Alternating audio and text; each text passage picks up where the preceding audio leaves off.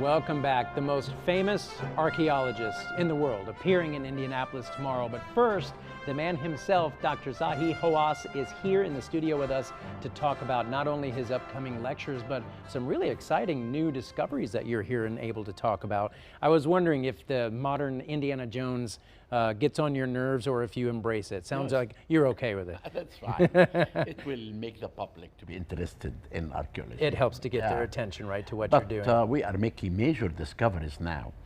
For example, inside the Great Pyramid of Khufu, we found one corridor behind the main entrance and another big void above the Grand Gallery.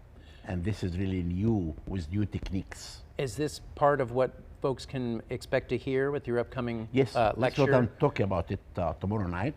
And also at the same time, using CT scan and DNA to reveal the secrets of mummies, searching for the mummy of Queen Nefertiti. And also my excavation in Saqqara found coffins and mummies under the ground about 60 feet. And also, no, this is one of the lectures. Yes. And also I'm looking for the tomb of Nefertiti in the Valley of the Kings. And the lost city of Luxor, the One lost of my golden major, city. one of my major important That discoveries. was one of the biggest, most recent discoveries, It right? is, because when you go to Egypt, you know more about tombs and pyramids and temples, but you never know about the people who made this civilization. Then I discovered by accident. Actually, I never thought that this city could be discovered. Wow. I found the temple of Tutankhamun in front of the temple.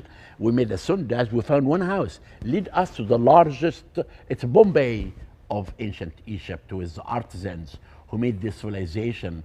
And it's built by Amenhotep III in the time of the golden age of Egypt.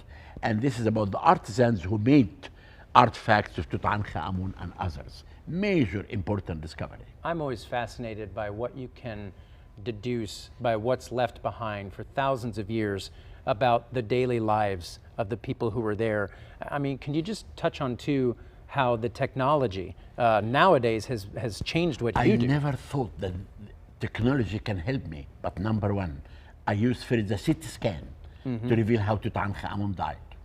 After that, I used 3Ds of showing beautiful photographs of objects and tombs. How did he die, for those at home curious? I found out that he had an accident. He had in his left leg, there was a fracture. We found in this fracture, he had an infection. And now I can announce to the whole world that Tutankhamun was not murdered. He had an accident while he was hunting wild animals in the desert, and he died. King Tut. King Tut. Died from a broken leg and an infection. Exactly. He was not murdered. And I brought King Tut to town in 2009. Yeah, to your town at the here. Children's Museum, yeah. Yes, Children's Museum worked with us a lot in Egypt, and they built the most beautiful museum in Egypt, and they do have a section about my adventures in archaeology inside the Children's Museum. It's just fascinating. Why do you think people are so interested in this, in the lives of people who lived thousands of years ago? That interest is greater than ever before. Because if you mention Egypt to a child with the age of 8 in this country, he will tell you the Great Pyramid of Khufu, the Sphinx, mummies. Mummies has magic. King Tut discovered his tomb completely intact. And this is why all this kind of things capture the hearts of people everywhere. Not only in America, but in every city that I travel, people always love ancient Egypt because of its magic. It seems like a different world, but no, it's this world just a while ago. Exactly. Yeah. What do folks at home need to know about your appearance, your lecture coming up, and how they can learn more about all your work? You know, I'm giving this lecture tour now in the States for the first time.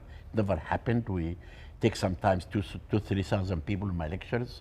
And the most important thing is really to educate the public about Egypt. Yeah. And tell about all the discoveries that I do. In the same time, I tell them that Egypt is safe because we need tourists. Because with the money from the tourists, we can preserve Right. and excavate these monuments.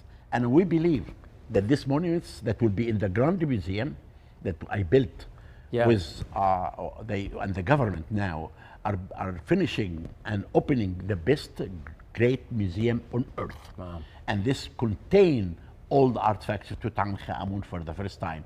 And this museum will bring people from everywhere to see the magic of Tutankhamun objects and mummies and all these kind of things. And people can see you tomorrow in Indianapolis. Tomorrow at right? 6 o'clock, my lecture will start, and it will be amazing to reveal all the secrets of ancient Egypt and my work. Can't wait for it. Thank Hey, you. we're going to put all this information up at fox59.com. There he is right there. There he is, the book. I know our Sabrina in the newsroom is waiting for your autograph on Okay, that I when will. we're done here. So Thank you you. so much for coming in and taking the You're time. welcome. And thanks Thank for all you. the work that you're doing You're too welcome. and sharing with us. Thank you very All right, much. we're going to be back more with your top stories coming up after the break.